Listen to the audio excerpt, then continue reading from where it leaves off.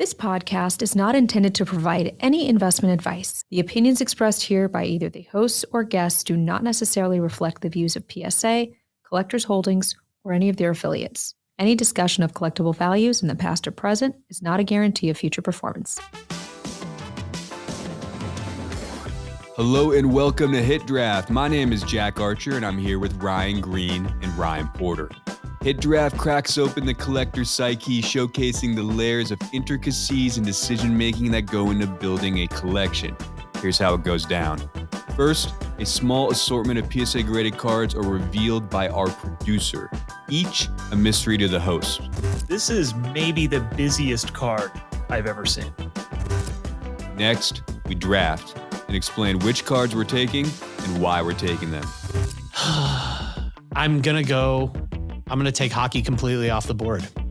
I want the McDavid. What's lined up today, Ryan? Well, not only are we building some collections here amongst the three of us, these are going to be elite collections. We don't know exactly what cards are here, but we have kind of an idea. So the National was last week. We're back. We're all recharged here in our main HQ and our studio. We're comfortable. We're ready to go. We saw these cards come through at the National. We graded some monsters last week, and we figured for Hit Draft, we would take a little bit of a different direction this year. Instead of looking at some recent auction prices realized, Drew has selected 12 cards that were among the best that PSA authenticated and graded on site at the National. Drew's going to go through one by one and reveal which ones we're drafting from. But fellas, before we get into that, maybe your favorite thing you saw at the National. I mean, we just saw incredible stuff come through. It was a memorable week in Chicago. What was your favorite, whether it was a card come through, your favorite moment at the booth? Like, what did you take with you from the National 2023? My favorite moment was just seeing the Jumbotron come to life. Producer Drew was behind the scenes making that thing sing. But there was a small moment that I saw at the PSA booth, and there was probably like 8 people that were lined up to pick up their order. And all 8 of them were just looking up, watching the just graded results on the Jumbotron. It was a cool moment. That was something that was conceptualized so long ago. We've been working on this event for so long. To see it actually come to life and then work as intended at that scale was quite cool to see. I loved it when those kids dropped by with the Shohei Super Fractor. Mm-hmm. They broke it they ripped it on the spot. They walked it over. We threw them some swag while they were waiting for that grade. And then when that grade popped, that was a special moment. I've been thinking about that a lot because it was the dad and the 2 sons. The oldest son was like 15. He's the one who pulled it. But then he had like a 12-year-old little brother. Yeah. What was in his box? Like, what's going on there? I feel for that 12-year-old little brother. Top should send him something nice. It's a lot to live up to. I'll tell you what, there were just so many good stories. Drew, Ryan, there were just moments being captured all week within the booth, a little tucked away in the back. It was a nice little soundproof room, and we just saw some great reactions in there. And there were definitely a couple that stood out. I mean, the mother and daughter who came from Canada with the base set first edition Charizard that the mother bought the daughter when she was 8 years old, and they brought it down to get graded. There was the Kobe Bryant Kaboom with arguably just the most unbelievable natural reaction you've ever seen. That's on our Instagram and on our Twitter. You can check that video out. Pop one. Yeah, Pop One, a 2014 Kaboom Kobe Bryant, opened days before the National, graded on site at the National, and it's the first PSA 10 of that iconic card almost 10 years after release. So it's like stuff that's just almost too good to be true. So we're going to relive some of those memories here with the cards that we are drafting from today. So without further ado, let's just jump into our draft pool. Drew, what do we got up first? Oh, you've even got the pack reveal. I love it. Drew's not playing today. Yeah. He jumped into After Effects for this. This isn't PowerPoint. This isn't Google Slides. This should be on. We need to start filming these podcasts simply because the production value is so over the top. So we got a 2008 playoff National Treasures. I believe this was first year National Treasures. Tom Brady Material Prime NFL Logo Shield 1 of 1 PSA 9. I believe this was graded on Friday or Saturday at the National. And this one definitely turned some heads. Kind of a tiny patch window, though. when you see logo mans, you see NFL shields, they're usually quite beefy. This one is pretty small. Doesn't really take away from the appeal, though. This is a monster card. This very well might be one of his first NFL Shield cards too. Mm-hmm. Yeah, the Shield isn't perfectly framed, but it's cool knowing that it is a first year that's kind of the way it was. Adds a little authenticity. Next pack. Oh, yeah. My goodness. This might be my first overall pick. This is just such a cool card. So we got the 1997 Skybox EX 2001 Jambalaya Michael Jordan. Everyone knows this insert set when we say it. PSA 10. Is a 10 pretty wild for this die cut card? You don't see him floating around all the time. I don't know the value offhand, but this card is in like the range where it's like so expensive I don't even like consider it something I could ever acquire. Yeah. And I absolutely love this card. I love how wildly 90s the design is. I love how I've been able to work and know personally the designer behind this card. So there's a personal connection for me. And it's just a great action shot of Jordan on top of it. Unbelievable card. There are 15 PSA 10s of this now. I'm going to assume this was the most recent. So 15 PSA 10 copies of this exist. And Jack, you know what I love that you mentioned? With our hit drafts, it's usually based off of, recent sales. We have the sales data there. We can see what that card most recently sold for. We have no clue here. A lot of these cards have never sold or will never sell, like these specific copies. And we're literally just going based on history, eye appeal, all of that with these. So this is like a true collector's hit draft. Haha. The aforementioned card number 3 is the 2014 Panini Excalibur Kobe Bryant Kaboom. Pop 1. And Kobe looking not a whole lot like Kobe, but I love these early Kabooms for that. Exactly. The comic book nature of it, super over the top. Pretty cool card. The early days of Kaboom, they actually illustrated them by hand. Nowadays, they're just throwing filters over actual photos. They look a little bit more realistic, but you miss some of this like artistic experimentation, I guess you could say. But that looks absolutely nothing like Kobe Bryant. Does it take away from the card? I don't know, man. PSA 10, Pop 1. I believe this is the second year Kaboom was ever a thing. Mm-hmm. There's a lot to like here too. This one kind of flew under the radar at the National. Superfractor alert. Yeah, 2007 Bowman Chrome, Clayton Kershaw, draft picks and prospects, Superfractor 1 of 1, on-site graded, got a PSA 10. Playing for Team USA here, right? Mm. It's an early Kershaw card. It's not the first Bowman, but the Team USA uni, I want to say was 2007 his first major league year as well. This was early in his career. This is a really underrated elite card. I feel like his cards just period are. Mm-hmm. I mean, MLB pitchers in general. Look at like Mike Mussina, Zach Greinke, like all of those cards should be worth quite a bit more. Yeah. Verlander and Kershaw and Max Scherzer to an extent get some love in the hobby, but not anywhere near where they should be. Mm-hmm. Here's the thing though. The Dodgers uniform, you just can't beat that. This card doesn't interest me nearly as much as anything early Superfractor Kershaw with the Dodger blue on. I can't tell from here. He might have a Dodger hat on. Is this maybe a futures game card? I can't tell, but still pretty cool. It's a Superfractor, and it's an early Superfractor. Ooh. Horizontal card. Oh my goodness. Wow. Uh-oh. So this makes things difficult. Yeah, this does. So one of the things about the National is people save this stuff.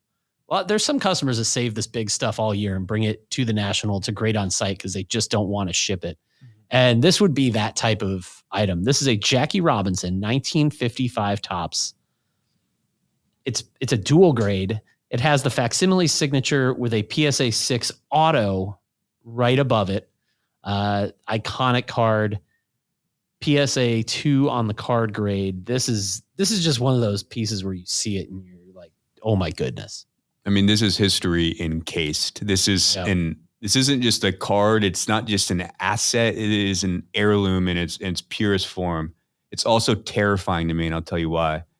That PSA 6 auto he signed with like the kind of like pen you write your grocery list on, not something that you sign a sports card with, and it is already fading. I would be terrified to have this see like any inkling of light, and B, that I'm going to throw this in a Pelican case and 10 years later that autograph is going to be completely gone. Yeah, it's that's the risk here. I do think it's kind of cool that those autos, just this facsimile and the real one, the way they line up, I think that's really neat. But yeah, this is one if you're thinking long term. This card is working hard for that too, as well. Look at the corners. Still really cool. Yes. Oh, this is a monster. You know, this was one guy I really wanted to add some cards of at the National. I didn't get around to it, but this is an Erling Haaland 2019 Topps Chrome Bundesliga rookie card, red refractor, PSA 10. And I believe this is number 5 of 5. This thing's awesome. You don't have to know soccer cards to know this card. Yeah. It's an important card. I love a red refractor, as you guys know. And the red and yellow, actually, here. Yeah, it really does work. Haaland always looks sort of like a Bond villain to me. Like he needs to like have like a sniper on his back in the Alps, like tracking a target. And I just find that very collectible when it comes to soccer players. This is like one of the greatest soccer cards made in the last 10 years, 20 years. This is fantastic. And he got a 10 too. It's incredible. So I stand corrected on one detail there. The red refractors in this set were out of 10. And as if this card needed to be any freaking cooler, it's jersey number 9 of 10. Why does Topps have to throw curveballs? I know, like that? I know. Like you have tradition for a reason. Everybody knows red refractors are out of 5. That and these like Monopoly gold prisms being unnumbered really messing up my eBay save searches right now. Big problems. Ooh, your guy. PSA 20. This is the 2020 flawless Justin Herbert rookie dual patch auto bronze, numbered 9 of 9 or 6 of 6. Excuse me, I read that upside down. As Jack mentioned, 10-10. It's got a nasty patch. You get a little bit of like the Chargers bolt in the right window. Then a big 3-color corner of a number patch on the left. And I mean, his auto, it's almost like he knows that just people want a good bold auto on a card. It feels like he always delivers with it. He takes his time. Yeah. Does he ever sign without the number 10? It's always there, right? It's always there. Yeah, it's always there. This guy's never allowed to change. Respect that. Never change, Justin. Question for you. Outside of Trevor Lawrence, who in my opinion is the best autograph in football right now, is there anybody besides him and Justin Herbert that has a better auto? Nobody comes to mind. They're the two guys who are the most consistent and show they take the most care with it, I think. You guys want to know something a little bit embarrassing? Of course. So I'm a Justin Herbert collector. I'm a Justin Herbert fan. I was looking at one of his autograph cards, and I'm a grown man. I've had my signatures since I was a kid. I have the same thing I've always used. I spent like a couple minutes practicing how to make my J's look cool, like how he does it, just in case I wanted to like swerve, like in my adulthood. Couldn't get it just right. Moved on from that concept, but it was definitely something I spent a few minutes with. So he's an autograph influencer. Yeah, I guess so. Start growing out my hair. Well, as you just mentioned, Trevor Lawrence. This the 2021 flawless rookie patch auto platinum 1 of 1 NFL Shield, arguably the single best Trevor Lawrence card in existence. There's a case to be made there. Dual grade, 8 on the card, which for flawless is pretty good. 10 on the auto. As you mentioned, that auto always looks perfect. Yeah, he's actually in contention for best auto up there with Joey B and JT. That's a proper patch window too. Oh yeah, nice and beefy. I mean, if you're a Lawrence guy, this is the piece. So when you guys walked the floor, did you see a lot of Trevor out there? Were you expecting more? I feel like all I saw was like 65 different Kenny Pickett cards at Yes. every showcase. If you were like a Kenny Pickett guy, that was your hobby heaven. Candyland. Yeah, I saw a lot. I feel like I saw more Burrow than I saw Lawrence. I wonder if people are maybe, not quite selling on him right now. Saw a lot of Sam Howell. Yeah. Some Desmond Ritter floating around. Oh my goodness. This is going to be a difficult decision. I almost don't want to have first pick. So this was a crossover on the first day of the National. This is the 2018 Topps Chrome red jersey variation. I believe this was the complete set variation. But either way, it's an image variation of Shohei Ohtani, Superfractor 1 of 1, PSA 10. Really cool image of him running out of the dugout. This is a stunner. I mean, that has to go number 1, right? Be hard not to. That has to go number 1. It was also wild while we were there at the National that he pitched his one hitter same day in the second game, knocks 2 home runs. Yeah. So it was just one of those every dealer just went back to their price index. And he was the only player where I walked around and saw multiple dealer tables with signs that said buying Shohei Ohtani cards. He was on the move. Dealers wanted more. I felt like he was in every showcase and they still wanted more of him. Horizontal again. Oh my goodness. I take back what I said. The Ohtani might not go number 1. Wow. We knew this was coming. In my opinion, the best card we graded. I don't do the top 100. That's Nat's job. But this was the one. Tell the people what they want to hear. What card is this? This is the 2009 playoff national treasure, Steph Curry. Auto jersey, Century Gold, out of 25, PSA 10, auto grade 10, with just a nasty, nasty Warriors nameplate patch. I mean, this is the perfect basketball card. It's so good. And Curry has so few good rookie cards. He's got his school photo portrait, of course, some weird bootleg looking early Panini cards. But this is it. Yeah, this is wild. This was also a crossover on the first day of the National. This was one of the first cards we took in. And I mean, the patch caught my eye.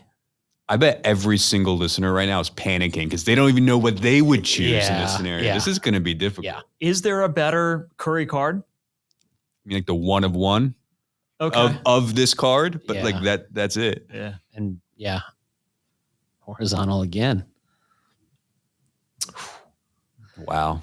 Well, this auto, I don't know that you got to worry about fading. This is a 1951 Bowman Willie Mays, card grade 4.5, autograph authentic, signed in what looks like a really just big, bold black Sharpie. Everyone knows this card. Yeah, absolutely fantastic. It was fun to get lost in vintage land for a little bit, try and claw your way back to modern, but I definitely spent some time admiring the artwork.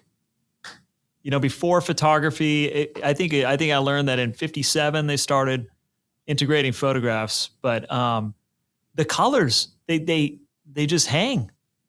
They still pop. The designs are so timeless too. Mm-hmm.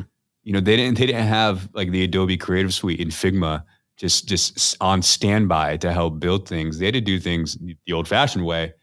And because of that, they had to really take their time and really be careful. And that's why you see so much staying power with a lot of these designs. And 1951 Bowman, as simple as it is, it's extremely elegant and interesting all these years later. These 1010s. These 1010s on the national treasures with these just big, beefy patches. This is a 2017 NT. Patrick Mahomes, 1010. RPA, jersey number parallel. So this is number 6 out of 15.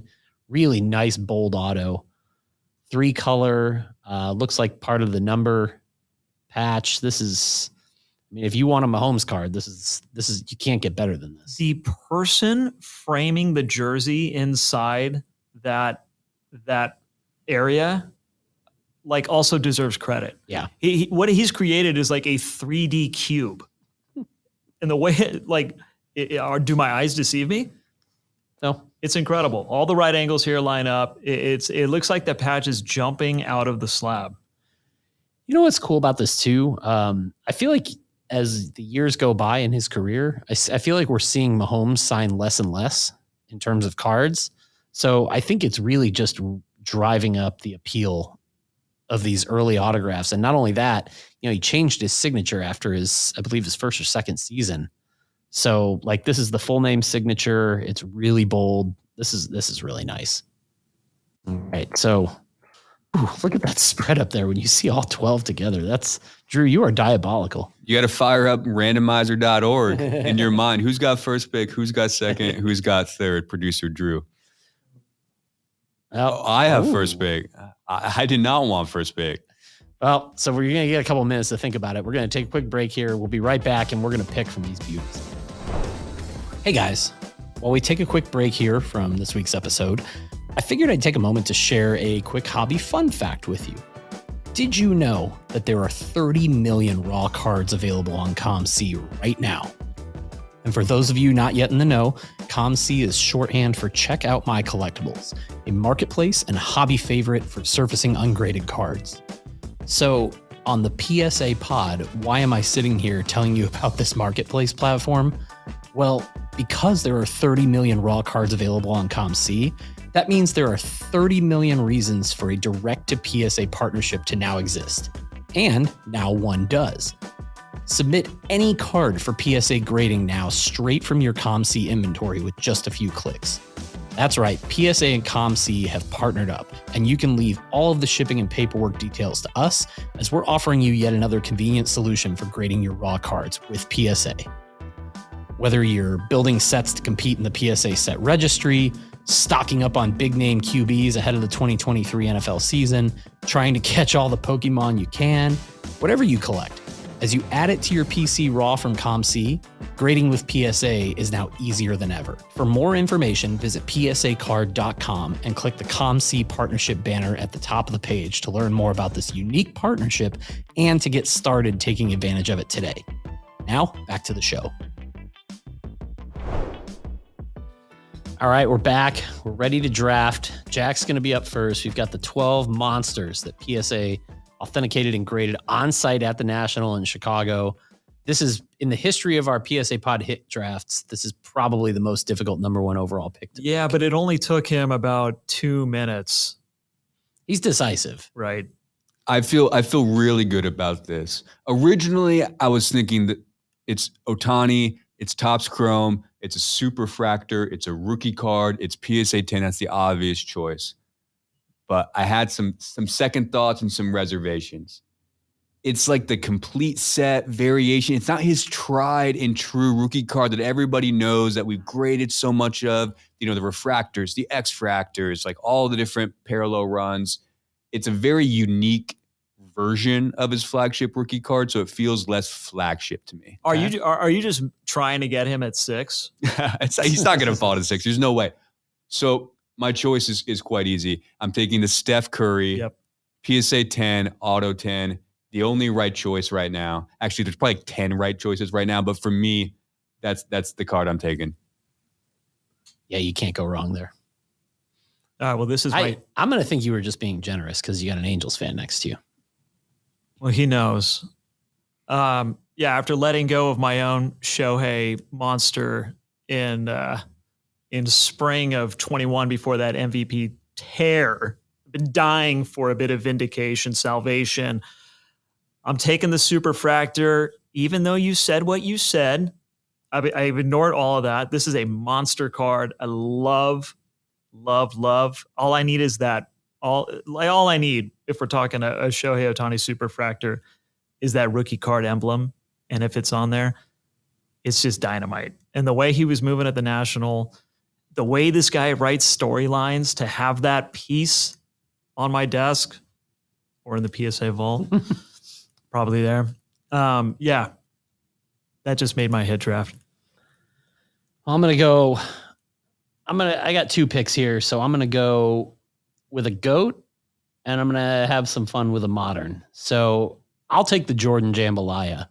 Pop 15. iconic 90s insert. Obviously the greatest basketball player to ever live. It's there's not much there to consider for me. Maybe a little bit of a surprise here, but I want the Trevor Lawrence flawless shield 1/1. Football's in the air. It's on the horizon. I literally have a chance here to get the best Trevor Lawrence card in existence into my collection. I think everyone in the hobby, every football fan is very high on him. I feel like this would be such a fun card to have to take along for the ride on his career. So locking in a GOAT before that, going to have a little fun with pick 4. Swings back to me. All right, we're going horizontal. I'm taking the Pat Mahomes. I love this card. Again, I love the cut on that jersey. And he is, why do I not already own a Patrick Mahomes card? So I'm really fired up to get that. It's time for some vintage. Willie Mays 1951 Bowman. Unlike the Jackie Robinson, this is like the boldest autograph I've seen, like on any card pretty much. Shout out to whatever Sharpie he decided to use on this. This is a beautiful card. It's iconic. It's historic. One of my favorite baseball players of all time. Pretty easy choice. And surprise, this and the Jackie left. And for all the reasons I described earlier, I love Jackie Robinson. I want that card so bad, but I'm terrified of it. I'm going to go with Haaland for my next card. This is just, it's a beautiful card. It's an important card. He's an international global superstar who's like years away from his prime still. This is going to be something that is like true, like museum worthy collection cornerstone. You do love your Bond books too. I've seen Jack rip into one on a beach before, and it's right on the it's right on the money. And I'm really happy that this leaves the Pop 1 Kobe Kaboom for me. Following up a little, to have a Pop 1 is incredible. To have a second year Kaboom is really cool. But to have a Kobe Kaboom, there's something so special about that. Really fired up for this one. Give me that comic book illustration. All right, well, I'll take Jackie. I just think there's way too much here that's just so cool, especially this late in our little hit draft. And then why not pair shields together? I'll take the Tom Brady. Pair it with the T-Law. I got the GOAT and maybe a future GOAT. Got the shield 1/1s right there together. I'll take that. I'm going to bring up another embarrassing story. I told you this once, Ryan Green. I don't know if I've told you this, Porter, but I once had a dream that I became a superfractor guy. Like I was someone who like could like buy superfractors. People like knew I had a bunch of superfractors. I was like a superfractor guy. It was literally a dream I had. It's pathetic and amazing at the same time. Being an NFL Shield guy also like quite the move. I really, really like that play, Ryan. There was a case, actually like a whole booth. I don't know if you guys saw it. It was just like there was a Shield guy there. It was such a flex. Also, you know what's a flex? When you see a showcase and it's not stuffed with cards, there's like 6 cards in there. There's like about a foot in between cards. You know that's a case. You know that guy's serious. Breathing room, like that's like he probably drives a Rolls Royce. You know, like if he's rolling it like that. Whereas when people have like stacked to the moon, I mean, no, nothing good in there ever. Look, I'm going to make your superfractor dreams start now, right? I'm not going to take that Clayton Kershaw. I'm taking the Justin Herbert 10-10-10. Jack recently, I believe, got a 10-10-10. It's just been a lot of 10-10-10 talk around the office. So maybe you've incepted me on that one, but I know I can trade this card and take your whole collection one day. Probably true. Yeah. So that leaves the Clayton Kershaw Team USA Superfractor to me. I'm going to throw it into the next Golden Elite auction, put it into something else. I knew that was going to be the last card taken, but you know what? That means I got the Steph at pick number 1. So I'm a happy camper. Everybody feeling pretty good with how they came out on this? I got my guys. Yeah. I got an Ohtani. I got a Kobe. Didn't see the Justin coming, but he's coming home too. The jambalaya is insane. I looked up the price, fired up the back computer, put up card ladder. It last sold in August of 2020 for $51,000, the jambalaya PSA 10. Card ladder values that card right now just under $85,000. Take that with pick 3. Wow. Well, again, this was just a slice of what we graded on site at the National. There were monsters all week. It was a great show. Man, already can't wait for Cleveland next year. We graded, I want to say, around 9,000 cards on site. There was a moment where I posted up in the spot where the cards make their way to the box that they're delivered in, and just posting up there and seeing what came through was just eye-popping. Yeah. Incredible. So yeah, 9,000 cards. And it had to be, it was a tall order for you to go ahead and separate 12 of them, but you did a good job there, Drew. 9,000 cards. We had a record number of on-site submissions to the PSA vault. It was a successful show. Shout out the entire PSA team for making that happen. It was an awesome, awesome week in Chicago. And like we said, we can't wait to be at it again next year in Cleveland. Shout out Collectors for bringing the heat. Well, for Jack, for Ryan, I'm Ryan. We'll be back more with next week. Talk to you again here soon on the PSA Pod.